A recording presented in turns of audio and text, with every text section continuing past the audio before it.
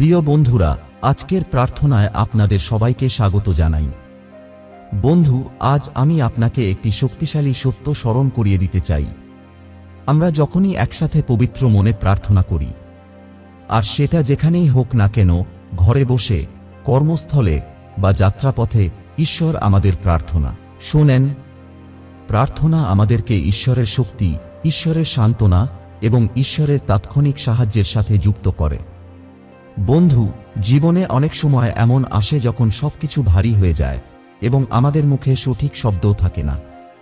কখনো কখনো আমরা শুধু ফিসিস করে বলি, প্রভু আমাকে সাহায্য করুন। এবং আশ্চর্য সত্য হল, আমাদের স্বর্গীয় পিতা শোনেন। তিনি করুণা, প্রেম এবং ঐশ্বরিক সুরক্ষায় সাড়া দেন।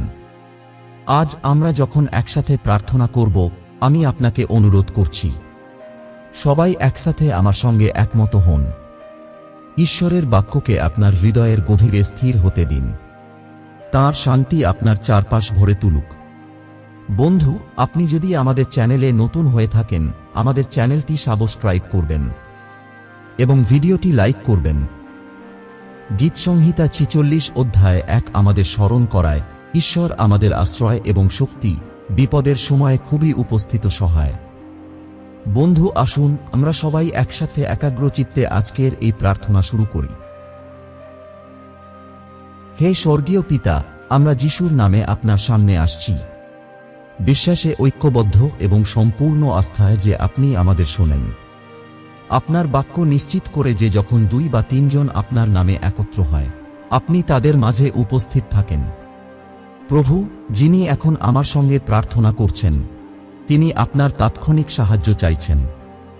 হয়তো তিনি ক্লান্ত, ভারাক্রান্ত, বা পরবর্তী পদক্ষেপ কি হবে তা বুঝতে পারছেন না, কিন্তু আপনি ইতিমধ্যেই তাদের পরিস্থিতির প্রতিটি বিস্তারিত জানেন।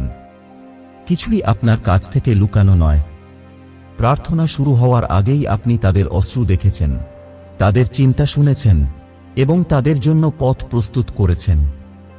প্রভু, আমরা প্রতিটি ভারী অনুভূতি, প্রতিটি তিক্ততা, প্রতিটি কষ্ট, প্রতিটি বোঝা আপনার চরণে রেখে দিচ্ছি। আমরা যারা আমাদেরকে আঘাত করেছে তাদের ক্ষমা করছি, যেমন আপনি আমাদের ক্ষমা করেছেন। আমাদের হৃদয় শুদ্ধ করুন, হে প্রভু, এবং আমাদেরকে আপনার ঐশ্বরিক হস্তক্ষেপ গ্রহণের জন্য প্রস্তুত করুন। যিশাইয় 41 অধ্যায় 10 বলে, ভয় করো না, কারণ আমি তোমার সঙ্গে আছি। বিমর্ষ হয়ো না, কারণ আমি তোমার ঈশ্বর। পিতা, আমরা আপনার শক্তিশালী হাতকে দ্রুত এবং শক্তিতে পরিপূর্ণভাবে কার্যকর হওয়ার জন্য আহ্বান জানাই।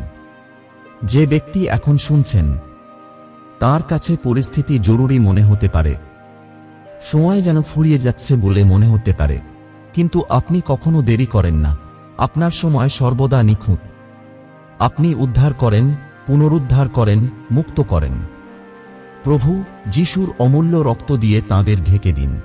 তাঁদের এবং তাঁদের পরিবারকে ফেরেশতার দ্বারা ঘিরে রাখুন, যারা রক্ষা করেন, পাহারা দেন এবং প্রতিরক্ষা করেন, যেন তাদের বিরুদ্ধে গঠিত কোনো অস্ত্র সফল না হয়। ভয়, বিভ্রান্তি, অসুস্থতা এবং নিরুৎসাহিত করার প্রতিটি আক্রমণ যিশুর নামে বাতিল হোক। আমরা প্রতিটি উদ্বেগ আপনার হাতে অর্পণ করি। প্রতিটি ভয়, প্রতিটি চিন্তা, প্রতিটি সমস্যা যা মানুষের শক্তির বাইরে, সবই আমরা এখন আপনাকে সমর্পণ করছি।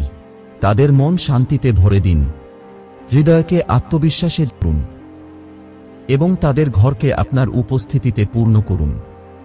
ফিলিপিও 4 অধ্যায় 6-7 বলে, কোনো কিছুর জন্য উদ্বিগ্ন হয় না, এবং ঈশ্বরের শান্তি তোমাদের হৃদয় ও মনকে রক্ষা করবে। প্রভু, তাদের জ্ঞান দিন, ঐশ্বরিক স্পষ্টতা যা শুধু আপনার কাছ থেকেই আসে। আপনি জানেন সঠিক পদক্ষেপ, সঠিক সিদ্ধান্ত, সঠিক দিক কোনটি। যা একসময় কঠিন ছিল তা সহজ করে দিন, যা অস্পষ্ট ছিল তা পরিষ্কার করে দিন, যা ভেঙে গিয়েছিল তা আবার সম্পূর্ণ করে দিন। তাদেরকে খ্রিস্টের মন দিন, যাতে তারা জ্ঞান দিয়ে ভাবতে পারে এবং আত্মিক পরিপক্কতার সঙ্গে প্রতিক্রিয়া করতে পারে। যে সম্পর্কগুলো ভেঙে গেছে বা দূরে সরে গেছে, সেগুলো আরোগ্য করুন। যোগাযোগ ফিরিয়ে আনুন, বোঝাপড়া ফিরিয়ে আনুন, ঐক্য পুনরুদ্ধার করুন। কোথায় ক্ষমা চাইতে হবে, কোথায় ক্ষমা করতে হবে এবং কিভাবে ভালোবাসায় চলতে হবে তাদের শিখিয়ে দিন। যদি দেহে রোগ থাকে আরোগ্য করুন, যদি মন ভারী হয় বা মানসিক চাপ থাকে আরোগ্য দিন। আমরা যিশুর নামে প্রতিটি অসুস্থতাকে ধমক দিচ্ছি এবং ক্রুশে ক্রয় করা আরোগ্যকে মুক্ত করছি। জিরমিয়া 30:17 বলে, আমি তোমার স্বাস্থ্য পুনরুদ্ধার করব এবং তোমার ক্ষত সারিয়ে তুলব। পিতা, তাদের আর্থিক পরিস্থিতিতেও কথা বলুন, প্রতিটি প্রয়োজন পূরণ করুন, আধ্যাত্মিক, মানসিক, শারীরিক, সম্পর্কগত এবং আর্থিক। সহায়কদের পাঠান, দরজা খুলে দিন এবং ঐশ্বরিক যোগান মুক্ত করুন।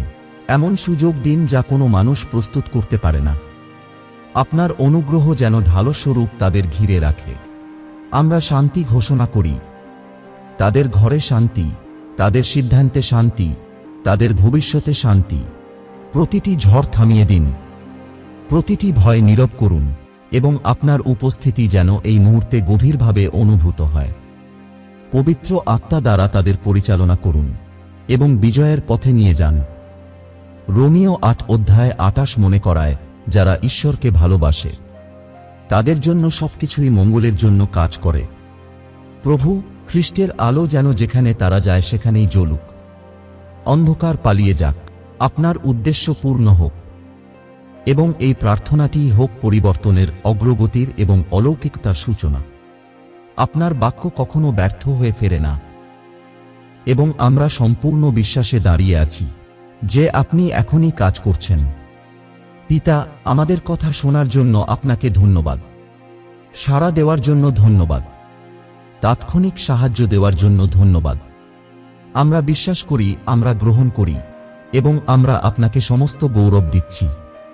যিশুর মূল্যবান ও শক্তিশালী নামের মধ্যে প্রার্থনা করছি।